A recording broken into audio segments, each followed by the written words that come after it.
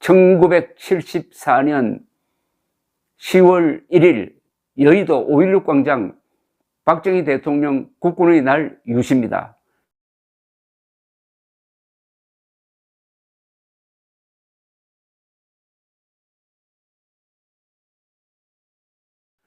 친애하는 국군 장병과 향토 예비군 여러분, 이 자리에 참석하신 내외 귀빈 그리고 국내외 동포 여러분, 오늘 우리는 이 자리에서 막강한 우리 국군의 위용을 자랑하면서 건군 26주년을 맞이하게 되었습니다.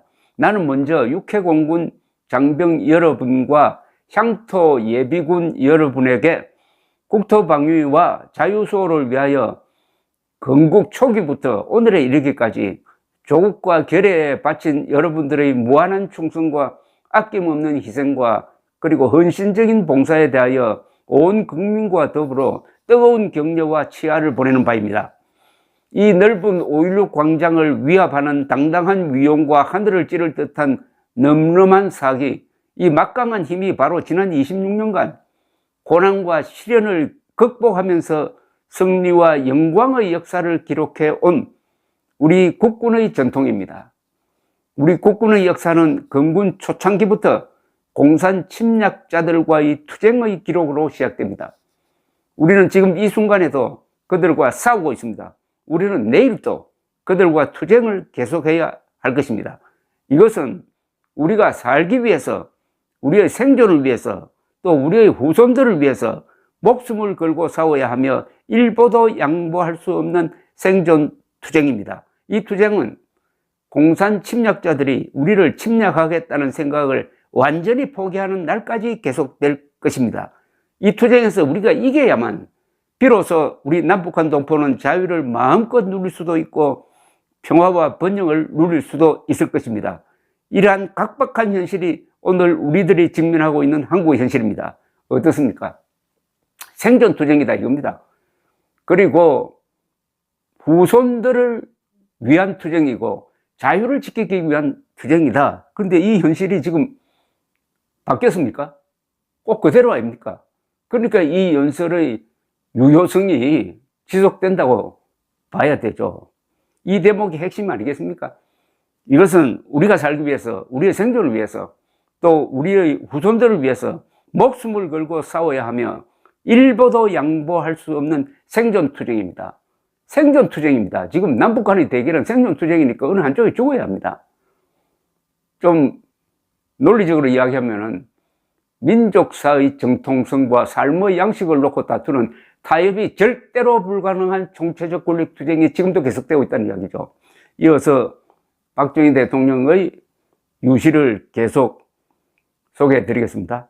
이러한 우리의 현실을 올바로 인식하지 못하거나 알고도 이를 외면하려고 하는 사람들이 있다면 그들이 보는 한반도의 정세나 안보관은 현실을 전혀 도외시한 엉뚱한 판단이나 결론밖에는 나오지 않을 것입니다.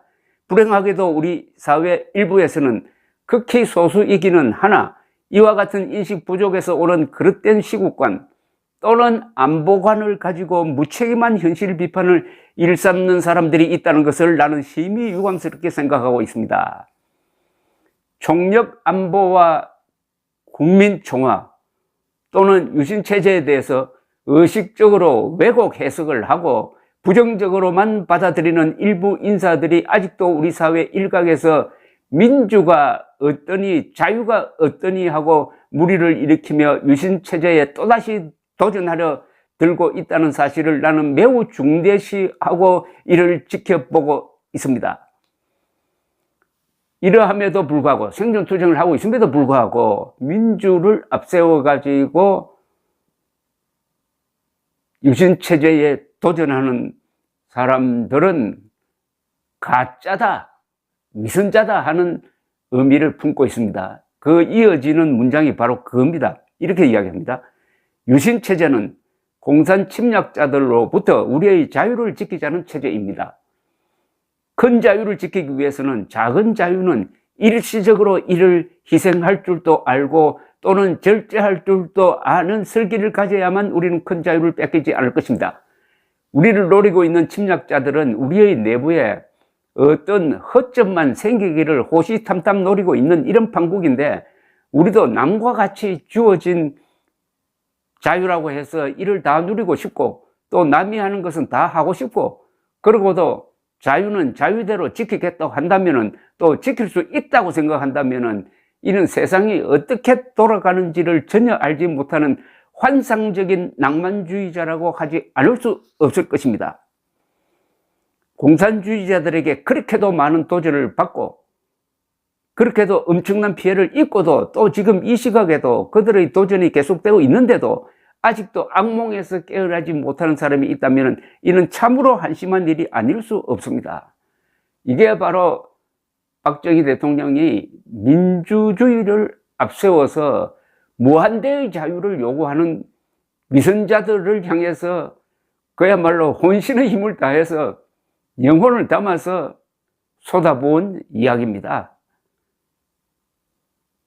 작은 자유는 일시적으로 이를 희생할 줄도 알아야 되는데, 그렇게 해야 큰 자유를 빼앗기지 않는데, 자유라고 해서 이를 다 누리고 싶고, 또 남이 하는 것은 다 하고 싶고, 자유는 자유대로 또 지키겠다고 하니 이게 가능하겠느냐? 세상 물정 모르는 환상적인 낭만주의자다. 이건 좋은 말이고 위선자다. 이런 건 이야기 아니겠습니까? 아니, 북한이 바로 이 연설을 하는 이 시점이 중요합니다. 1974년 10월 1일 연설인데, 그해 8월 15일에 바로 조총련을 통해서 포섭한 문세광이라는 이 제일 교포를 시켜가지고 8.15 행사장에서 박정희 대통령을 저격을 했고, 박정희 대통령은 맞지 않았으나 그 옆에 있던 유경수 여사를 맞춰가지고 죽음에 이르게 한 그 사건 한 달 한 반 뒤에 이런 이야기를 하고 있으니까 얼마나 실감이 갑니까? 이 말은 지금도 우리에게 던지는 메시지 아닙니까? 큰 자유를 지키기 위해서는 작은 자유는 일시적으로입니다. 일시적으로 이를 희생할 줄도 알고, 또는 절제할 줄도 아는 슬기를 가져야만 우리는 큰 자유를 빼앗기지 않을 것입니다.